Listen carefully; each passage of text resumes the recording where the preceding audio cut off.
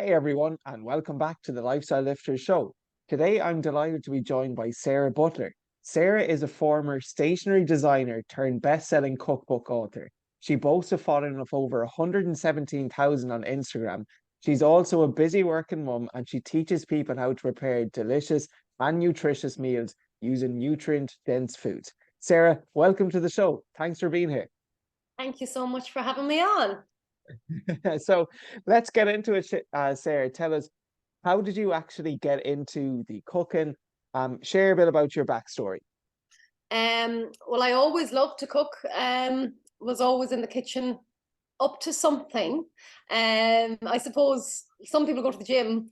I went into the kitchen, and that's where I kind of escaped. But I always loved food. We're big foodies. It was a foodie house. My mother ran a B&B for years, so there was permanently dinner's been made or breakfast been made, or because she did do evening meals as well. So there was always food been made. And dad would have been big into the bacon and the cooking. He was a butcher himself. So it was just always food. You'd have your breakfast, what's for lunch, what's for dinner. It was never a case of to eat just for the sake of um, fulfilling your appetite. It was to eat something nice and tasty and to enjoy it. So I suppose I'm lucky that I had that upbringing. That food was really important, and it's where we all sat down at the dinner table. When we were all there was six kids, so when we were all at home, because some have gone to college. There's 14 years between me and the eldest. So, Sure. my memory is that we would have all been around the kitchen table, mostly killing each other, but food was the one time that you kind of sat down and got to chat and enjoy it. So, as I said, from the beginning, it was a big part of our family. And as I said, for the enjoyment of the food. Yeah, Um, so yeah, I think it kind absolutely. of started from there, really. Yeah, yeah. And with that being said, though, Sarah, you then had a degree, am I right in saying, in graphic design and digital media? So, Yes. like, why didn't you pursue a career initially in nutrition, or what made you even pivot then, to doing what you're currently doing?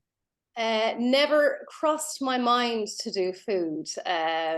And even now, people say to me, "Oh, you should open a restaurant or a cafe." I would have absolutely no interest in, dealing with the public, really, to be completely Yeah, honest. yeah, I have done in my own business for 17 years, and it's such a hard business. And I suppose I saw that a little bit at home with the B&B. Like, the kids were very involved. You were either up cleaning bathrooms or making beds, or you were in helping with the food and the serving. So I suppose I saw, it's not easy. Like, people say, "Oh, wouldn't it be lovely to have a cafe?" But it's very, very hard, especially now.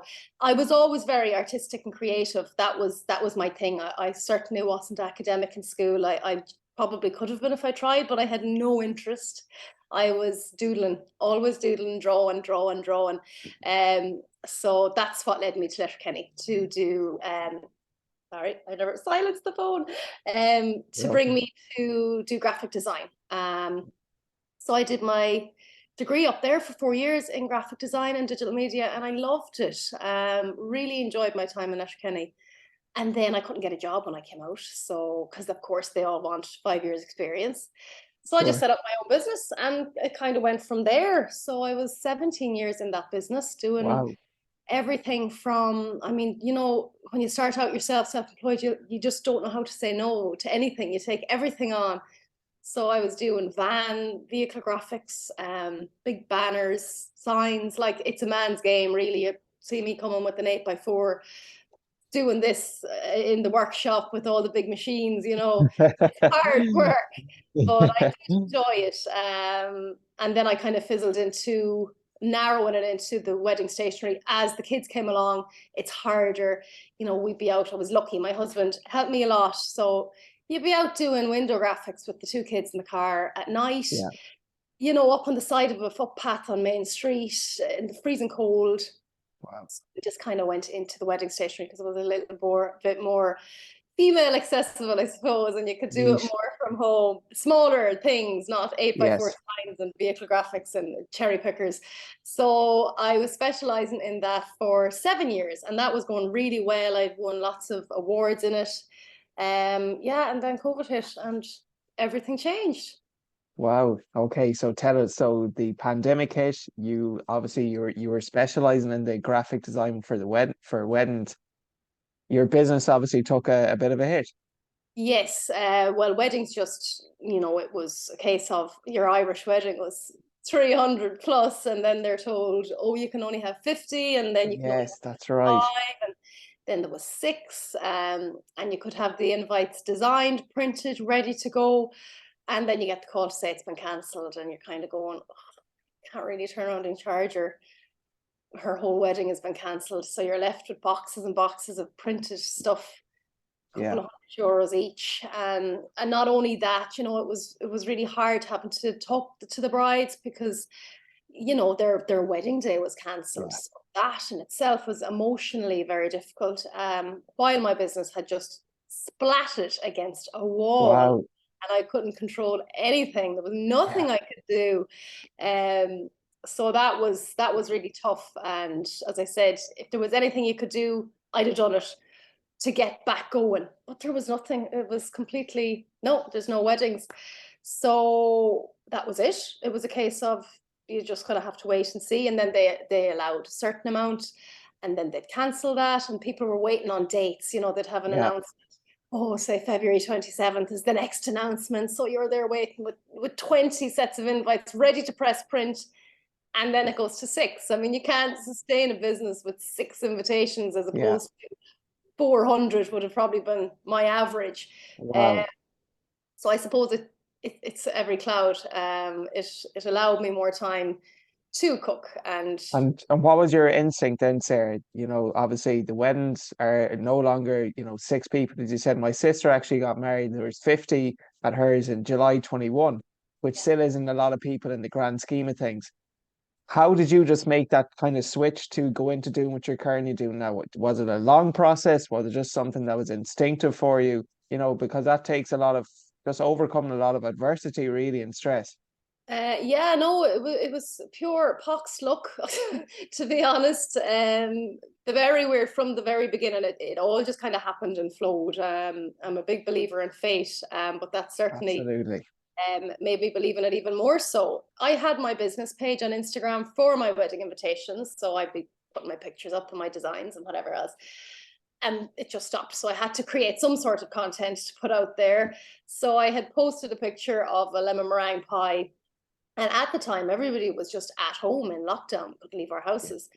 So it was great because you have that audience there. And they asked, would you mind sharing the recipe? So, I said, great, I'll do a video on it. So I did the video on it. That was, I think, kind of October 2020. That be right? Yeah. Yeah. Uh, and yeah, it just kind of blew up from there. And I suppose as I was pottering about doing my kitchen stuff, I'd put a little video up, or little tips, or try this if you're cooking this, or when I'm doing this I try that. And people just really, I thought everybody knew this stuff. I kind of always thought, sure, everybody knows how to cook, everybody knows that, but they Yeah. didn't. So that was great for me. And it just kind of went from there. And people Wow. asked me then, will you show us how to make this or whatever? It just snowballed from there. And so going on from that then, because you obviously mentioned that you just presume that a lot of people had like all of this background knowledge with cooking, but obviously you should never really take anything for granted. What do you feel then, Sarah, are some misconceptions that people actually have around cooking? That it's hard. I'm It, definitely one of those. uh, it's like anything. It'd be like me putting me in the middle of a gym now. I wouldn't have a clue what to do. I would be terrified I'd do something wrong, or people would laugh at me, or I'd make a mess of it. Exactly the same with food. People are nervous, they're not sure. Especially around things like meat. They don't like touching it, they don't know how long they Yeah. can keep it afterwards. Is it safe to eat it? Can I reheat it? If I reheat it, will I die? It says this date. What does that mean on the label?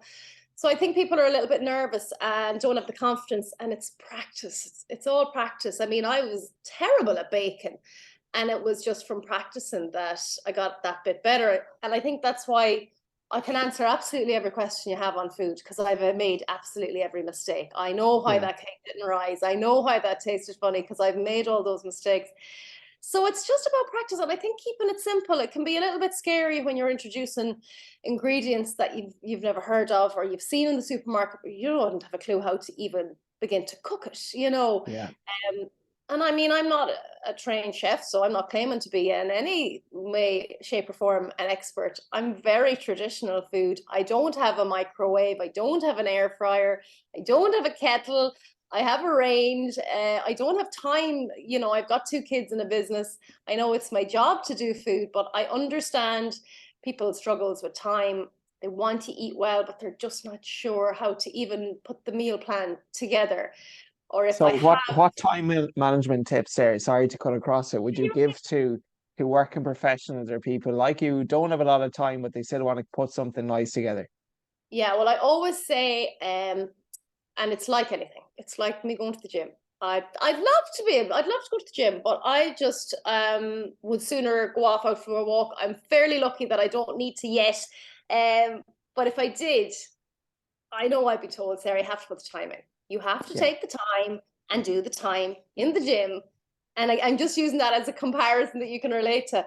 So I always say to people, you know, take the time on a Sunday evening, or, you know, before your food shop, and sit down and go, okay, Monday's mental, Wednesday's mental, and Thursday's mental. Tuesday Yeah. and Friday aren't too bad. So on the crazy busy days, you're not going to have time to be chopping vegetables and making a fancy dinner.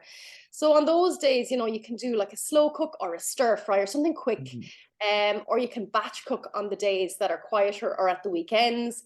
So put like a big pot of bolognese on, or make a shepherd's pie, meatballs, even just to prepare the meat and the veg maybe the night before. So, okay, it's a chicken stir fry tomorrow. Before I go to bed, I'm going to cut the chicken breasts into strips and have them in the fridge in a container. I'm going to chop up my peppers, my onions, and everything, and have them in a container. Take the dishes out, clean the kitchen. So when I come home from work tomorrow, I just fry off the chicken, add in the Yeah. veg, and then whatever sauce. Have the rice soaking when you get in the door. Oven bake if you don't have time. I'll often throw some chips, like chop up the spuds into chips, soak them, and just throw them in the oven. Get the homework done with the kids. The chips are done. You know, as Yeah. opposed to waiting for a pot of spuds to boil. If we're back out the door for, you know, Gaelic or boxing or whatever with the kids, not me. I'm not boxing or doing Gaelic. The kids are. That's my excuse. I do Katie Taylor 2.0. keeping me fit, bringing them to sports. But on those days, you know, I'll try and have like a slow cook on. I have a slow cook on today because we're out the door this evening quick. Yeah. And dinner done. So just to take the time, either at night or get up 10 minutes early in the morning, and 10 minutes without kids or phones, just focusing on what's for dinner. Goes a Um, long way. it really does. And write it down. Write down the Yeah. 7 dinners. Because you know yourself, you'll do your food shop, and Yeah. you go in with your list. Don't go in Mhm. without a list, and don't shop hungry because you'll buy a load of junk. We all do that. But come home and put your shop away nice. Take everything out of your plastic. It's a little bit like, for a woman, I relate it to when you clear out your wardrobe and you hang everything up nice, and you can see everything, and you go in there and you're like, okay, I can see now what I'm going to wear today. Whereas if your wardrobe was a mess, you're like, oh, I don't even know where to start. So if your fridge is Yes. tidy, you go in and you're proud of it. What's the meat? And I'll have this. Oh, I forgot I had them. I can see them now in that container. And you Lovely. also, you know, list your 7 or your 5 or whatever amount of dinners you do. And don't be hard on yourself. If you want to just go from been absolutely useless to one planned meal a week. So Yeah. if 6 of them are terrible and one of them is good, that's brilliant. And maybe next week go 2. But list those dinners on your fridge. It's grand Monday and Tuesday, but come Wednesday, you're going, oh, it was meant to be on Wednesday. Come Thursday, Okay. you're Yeah. thinking, oh, we might get a takeaway. Tired now after the week. So pin them up where you can see them. Brilliant. So when you get up in the morning, 10 minutes earlier, you're going, okay, it is whatever, taco fries for dinner. I need to peel the chips and do X, Y, and Z. And when you come home, then it's the pride in it that you're going, that's done now, I've made that effort. Yeah. And psychologically, it's not such a big ordeal then because you've done a little bit already. Gotcha. Yeah, I love that idea. So just map out the meals for the week, deciding the ingredients, and then you're going to the supermarket, you get whatever is necessary, store it, place it, make it nice and tidy. But tell me then, Sarah, obviously going to the supermarket now, there is no shortage of there's obviously no shortage of food there. And without saying some foods are good and some foods are bad, what would you say are some things just to look out for when you are doing that weekly food shop in terms of added ingredients and whatnot? Yep. For me, I'll always base I don't know, my father was fourth generation butcher. I don't know, is it bred into me to start everything with meat? So I'll always Yes, yeah. meat first. But obviously, if you're a vegetarian or whatever, like if you're buying 2 pounds of mince, and I know I've always said this, but I always think that if it can help one new person that's come across me or finds me on your podcast, it will help. Yes. Two Yeah. pounds of mince, split it in half, make 4 burgers for a busy day, and make a bolognese for another day. A pound of mince is about €10 in your local butchers. Try and think of it that way. Or if you can get, like, sometimes you'll get 8 chicken breasts in a pack, you might only need 3. Think, what can I make with those others? Maybe just pop them in the oven with some herbs and spices for sandwiches, for lunches. But sorry, back to the supermarket. If you are buying ginger for a recipe, or chilies, or something that you generally wouldn't use every day, you can freeze that. You can freeze almost everything. Okay. Yeah. And it's really handy for a day that you might come in. Like my husband will say, there's nothing in this house for dinner. Like, there's nothing. I couldn't make a single thing. Because you don't know how I do it. This is the freezer, this is here. And, he'll go, how do you Yeah. make that from what's in the fridge? Because I know what I have frozen. The ginger's frozen, the baby corn, the peppers, that stir fry, lemongrass, stuff you're not going to use every day. So just to reduce your food waste, if you're buying I don't know, butternut squash for a recipe, Yeah. and you only need a small piece, make a soup out of it, the rest. So freezing is a great thing, and there's an awful lot in my books on what you can freeze. Yeah. What else? Dig deep back into the back of the presses in the supermarket so you get a good long shelf life. Generally they'll have The 14th of February at the front, but if you look back, and I know supermarkets will hate me for this, yes. but if it's all about consumers saving money and reducing food waste, you go back a little, you'll see, especially in fresh things like Absolutely. bread, you might get an extra few days. Or another thing is what I do is I live in the country, so I kind of need to have my reserves. You tend to go into the shop and buy a loaf of bread and come out with a basket and 70 quid spent. So for the likes of the bread and the milk and things that you're popping in and out for, buy a good few of them and again freeze them. So I always have about 4 or 5 loaves of bread frozen, because I No know way. if I go to the shop, I'll come home with stuff I don't Yeah. need, especially with the cards, because it's tapping and you don't feel like you're spending money. I think if we went back to the cash, we'd be a Yes. lot carefuler with what we're spending. An awful lot of the own brand ranges in supermarkets are identical to the branded, so definitely try that. A lot of them are actually made in the same factories, believe it or not. They're just Wow. labeled. Yeah. Yeah. And have a list. And if you say, okay, I have a big bag of carrots here, I'm only using 3, as I said, make a soup or think of something else that you can use with that. Get your Yeah. veg into your bologneses and stuff. Try and get as much veg into your dishes as you can. You Yeah. see a lot of dishes and there's absolutely no veg in them. They're just meat and carbs. So even if it's just a side salad, if you have a load of salad in the fridge, just have a side salad Bulk with it your up. Yeah. just Yeah. use what's there. And Sarah, I know the way you mentioned, obviously you start with the protein and the meat, and do you specifically just get your meat in butchers, or is there, let's just say for the listener now, is there anything quote unquote wrong with, we'll say, going to Super Value or Tesco or Aldi and just getting one of those, 3 chicken fillets in a Ballymaloe packet there? What are your thoughts on that? Personally, and this is me, and I am in no way educated or trained, but just me, for my own preference in flavor, I will buy corn-fed chicken and I will buy my red meat in the butchers. Now, I'm very lucky. My local SuperValu has a butcher's in store. Sure. Yeah. I tend not to buy the packets, and I'm sure they're absolutely fine and they're perfect, but I know I have bought them before where they're in the packet. It amazes me how they can stay red, the meat, for so long. Mm, I know I buy a pound of mince and it will be brown within a day. So yeah. that worries me. And I know from the texture and the taste and the smell Yeah. that it's not as nice as butcher meat that he will mince straight from the cut in front of me. Yeah. I know it's just meat in there. As I said, totally each to their own, but that's just my preference. Yeah. Yeah. Um, Sarah, there's a farmer's market here in town for us. And there's a guy who sells fish in the square every Friday. And when you compare like a fresh fillet yeah, of salmon or hake or pangasis or something from yeah, him, as you take it out of the oven, it's falling. Like yeah, you couldn't lift it up. It's breaking apart. It's so yeah, fresh versus, yeah, just would say your fish that you might get in a package in center or something. Still, yeah. it's quite nice, but as you said, there's no comparison.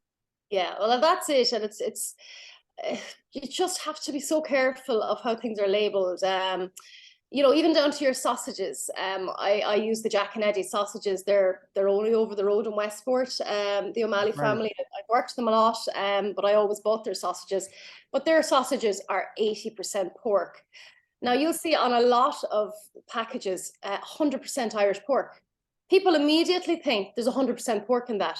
No, it's 100%. It's not a Spanish pig that's in your sausage. It's an Irish pig meat, but it's not 100%. Turn it around. You see 50% pork. Yeah. That's why Yeah. when you fry that and it's just full of fat, Mm, and it's pink. It's bright pink. And I know there's an issue with the whole cost of living, and it's easy for me to say I buy corn-fed chickens. I would sooner buy corn-fed, and I mean even to buy a corn-fed chicken breast and compare it to what you can get very cheap. It's frightening. Again, it goes back to the color, the amount of yeah. water that comes out of it. I would sooner not eat meat, and that's me saying a lot. Wow. If I had to, because I would go, what's in this? Even the label, and there was an issue there last year where there was a guaranteed Irish label on it. The cow was it was skinned in Ireland and processed. So basically, this carcass of a cow comes in from another country, and they had Okay. label guaranteed Irish. They were allowed to do that, and that shouldn't be allowed. And this is something Mm, that really annoys me because they're pulling the wool over people's eyes. They had a guaranteed Irish label on that. That cow was not an Irish cow. We have the highest standards of checking and processing when that animal goes from farm to plate with yeah. the antibiotics that's put into them, how long they've had a clear system from antibiotics before they're processed. And that was a big thing that came up last year. So this basically carcass, they get them in from other countries because they're cheaper, and they will chop them up in Ireland and be Wow. allowed to put a guaranteed Irish sticker on that. Whereas if I go into my butcher, and the butchers they're going to be died, they're going to die out, and we're not going to know what we're eating. And that's where I'm so passionate about saying to people, go to your butcher. Brilliant. I know I do a lot of work with SuperValu, but I will go to the in-house butcher there. Yeah. Even then, Yeah. because I go to my butcher and I can see on the blackboard he's written up, this is batch from Johnny up in Galway, his farm. Mm, And that's that side of it. Then there's the side of the taste. And the way I look at it is you're going to be paying that back in medical bills. wow. You're eating Unreal. stuff that you don't know what's going into your body. If Yeah. you're eating an animal that has had an injection that's allowed in that country, but you don't know the effects that that's having on our biology as people. Why? I mean, I was only up visiting a friend of my mum's in Galway. Hospitals are spilling out the door with people that are sick and young people. And I don't know, I do believe your diet, it really affects your health, and it's scary to think what people, even down to what they're spraying on the land and then they're growing the carrots and stuff. And I know people say to go organic, and it's really hard because it's so expensive. But if you eliminate crisps, fizzy drinks, chocolate, biscuits Exactly. from your shop, I had to do a shop recently, Adrian, and I ran into SuperValu and I had to buy biscuits and chocolate stuff because it was Easter stuff I was baking for SuperValu. It was a collab, so I needed to get the chocolate eggs and the biscuits and all of the stuff. spent €76 on sweet stuff. Wow. Yeah. And I would never really buy that. You know, I'd occasionally buy a couple of bags of crisps, but it's not. We don't do fizzy drinks. We don't do crisps really, or chocolate, because I'm always baking stuff. In comparison to a normal shop, you go to your butcher, you buy your veg, you know, you can do it. You can eat really well at low cost with good produce. If you eliminate all of that stuff, pizzas. It's contextual, absolutely. Yeah. What you invest your money in, I suppose, you know, it's your own health, it's your longevity at the end of the day, as you said, Sarah. And just you kind of brought that up there with the kids, that you don't have like fizzy drinks, or you don't have, you know, snack or crisps and so on. What are some like general food principles, Sarah, that you try to implement in your daily life? Well, I mean, it's not like it's a no crisp house. We'll have crisps, and they'll have them. It's not like Occasionally, yeah. they're not allowed.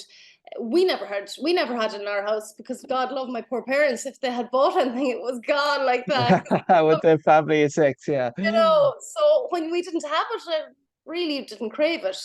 No, there's always cakes and stuff that I'm making for work. But I don't. It's not on my list massively. You know, as I said, I'm not here being an angel saying I don't eat crisps or fizzy drinks. You know, I do, of course, but it's just not a huge part of my shop. Sorry, Adrian, what did you ask me there? Yeah, so what are some kind of habits then that you implement into your own daily lifestyle? You know, do you have 3, 4 meals a day, snacks in between? What would that typically look like for you? Breakfast will generally be porridge if I'm have the time. So I'll make a porridge with oats, not a quick pot or any of these magical jars that you can get, just oats and milk, full fat milk. Everything is full fat butter, full fat milk. There's no intolerances here, so you know, we're lucky. But I don't do semi-skimmed. I do believe that if you have full fat in moderation, you are sustained and your appetite is happy. So it'll be porridge, or else I'll have maybe brown bread with some scrambled egg, maybe some bacon, tomatoes, avocado. Then lunch will generally be a sandwich. I'll try and make brown bread so that I'm eating my own brown bread, but you know yourself, it might be a wrap or a sandwich. Again, salad, ham salad, chicken salad. And then dinner would be just normal dinners. Whatever's on the menu. Whatever's on the menu. It's meat, veg, spuds. You know, whether the spuds are mashed, wedges, or maybe some rice, noodles. It's very much a traditional Irish house here. And if one doesn't like lasagna, I'll make a burger out of that little bit of mince that I've kept. You know, I have one that isn't into the mushy things like shepherd's pie or lasagna, but I try to use the same ingredients. So I'll keep a little mince aside and make a burger. I'll keep a little of the same veg aside, and I'll just have that separate. And then she'll have the spuds. So it's ultimately the same ingredients, just cooked separately. And I have tried everything, but it won't happen yet. And it's getting better. But You might sneak it in here and there. Yeah, but I don't massively snack.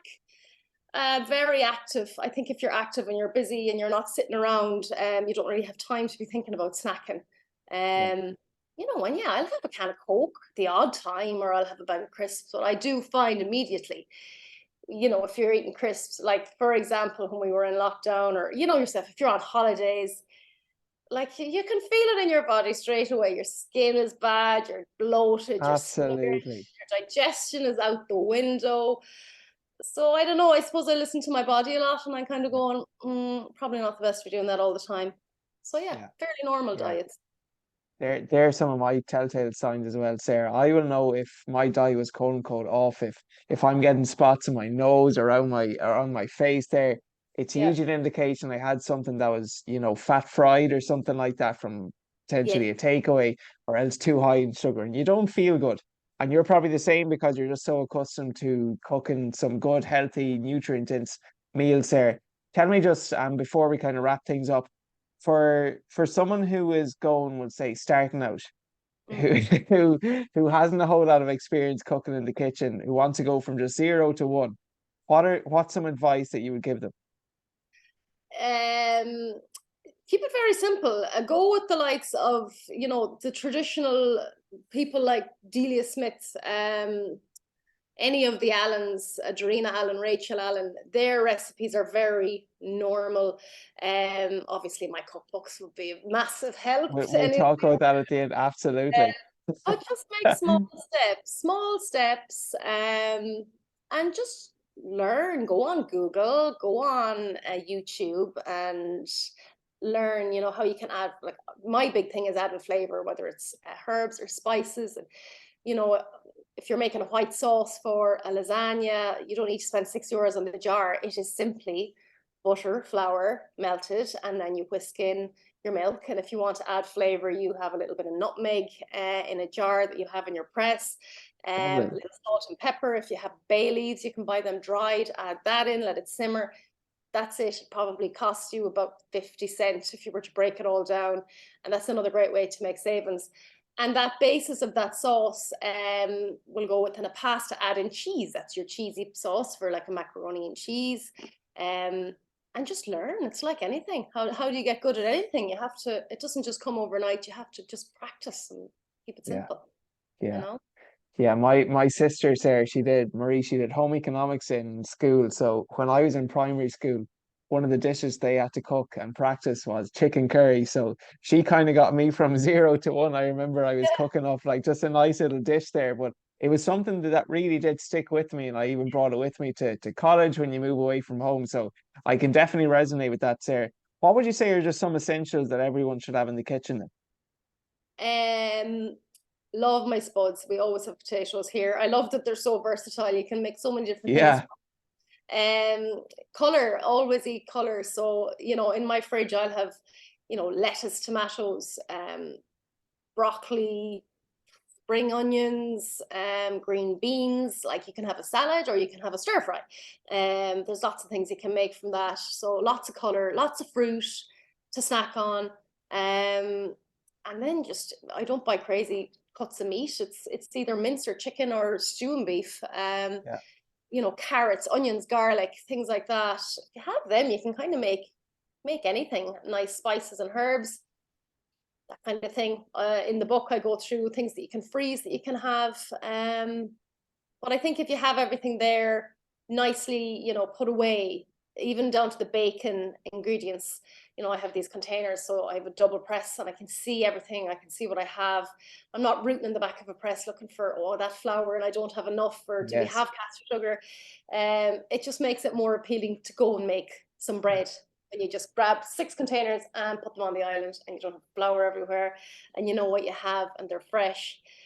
So yeah, I'm not going to be bringing any crazy ingredients into this one. Just normal stuff, and just practice and try different things. You know, say, oh, like people will say to me, oh, I didn't have such an ingredient for that recipe, Sarah.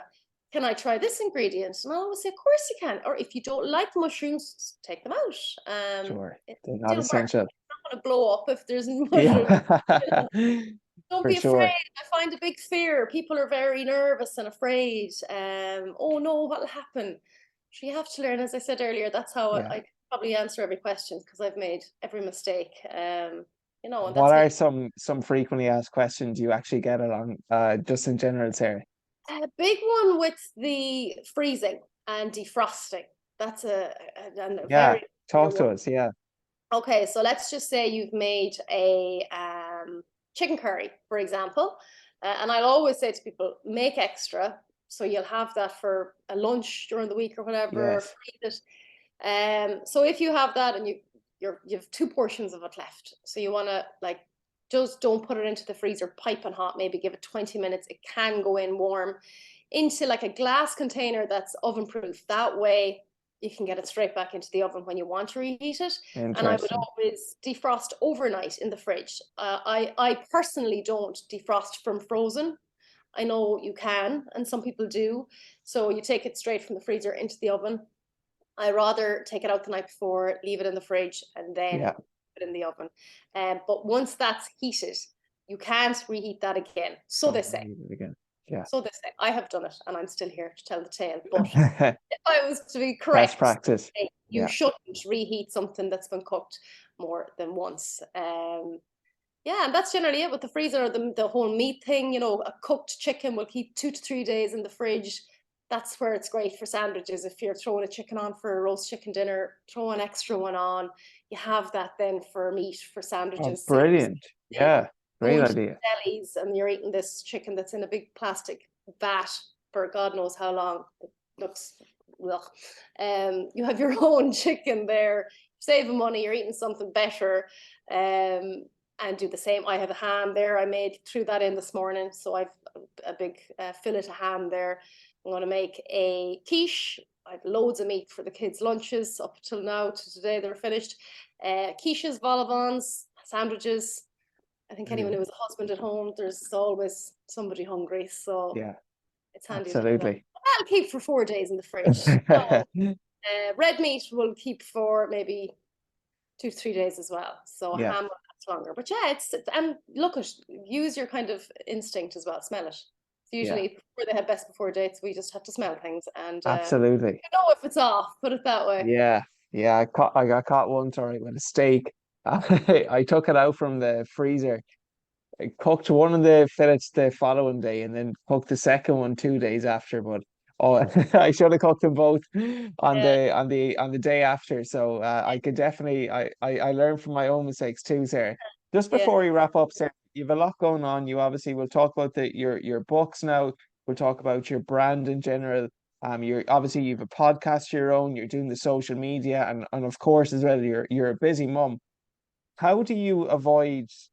How do you keep it all going, Sarah? And how do you avoid like just completely burning yourself out? I suppose you have to prioritize what you're doing. I would be a worker. I'm terrible. I'm always at something. I'm not very good at settling and watching telly. Yeah, I yeah, try and I get can a relate.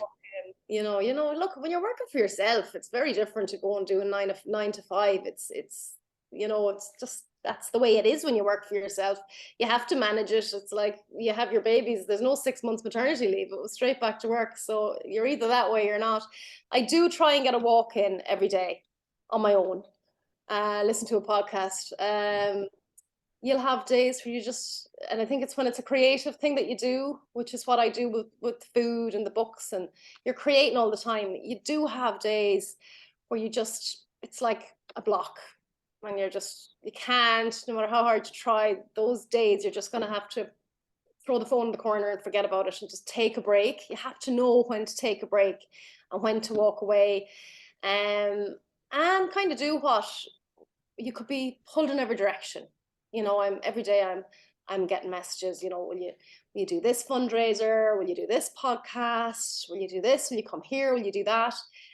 You wouldn't get a day's work done for yourself. So you have to kind of pick and choose what's going to work for you and what's going to work for your brand. There's no point me going off up the country doing a fashion show when it's food that I'm doing. Exactly. Yeah, So yeah, and I think the fact that I was in business for 17 years, I kind of had a fair idea you learned a lot. how to work it. So yeah, hopefully I'm doing it right and it seems to be going okay. But like that, it could be gone in the morning. So you have to kind of always have that in your head as well. When it's social media and it's all online, if the internet just stopped working in the morning, there'd be a lot of people out of work, including me. Yeah, yeah, and well, you've already managed to pivot once there, so I've no Yeah, doubt you'd be able to do it again. I've been Just down before we, a lot cooking. is there anything you're excited about that you're currently working on, Sarah? There is one or two things that I am trying to get working on. There are things that really aren't in my like the book was well, I wouldn't say it was easy, but it was in my domain because I designed it myself. It was design. I photographed the stuff myself, so I could print it myself with my own contacts. What I want to do is really not something that I have a notion about. So I'm just taking my time, and the fact that the past 2 years have been so crazy with books and busyness, there's something telling me this year to just sit Sure. and just keep doing what you're doing, work away on what you have in your head, because I would be one to jump clean into the deep end, like straight in, don't think about it. But something is telling me just to sit, and that wouldn't be me at all. So I'm just going with my gut, and hopefully everything will just continue to kind of go smoothly as it has done so far. Awesome. Awesome. Sarah, for all our listeners out here, so what are just 1 to 3 takeaways you'd like to leave them after listening to this podcast? Okay, make a plan. If you want to get good with food, just always just take 10 minutes, whether it's on Sunday night for your 7 dinners or it's a Wednesday night for the day after the next day. Just take a little time to think about it. Secondly, have fun, enjoy it. There's no point cooking something that you don't enjoy. So if you really want to learn how to do Thai food, get into YouTube, get into Google, you know, Yeah, learn, practice, learn by doing. and have fun doing it. You know, if you're doing something that you enjoy, it's not work. You know, when I look forward to coming home and making a nice dinner. Like often my husband will say on a Friday or Saturday, why don't we get a takeaway? I'm like, well, no, I'm happier in the kitchen. You know, I enjoy it. So enjoy the food. And a lot of people say that to me. I'm enjoying food again and making food again. It used to be such a chore.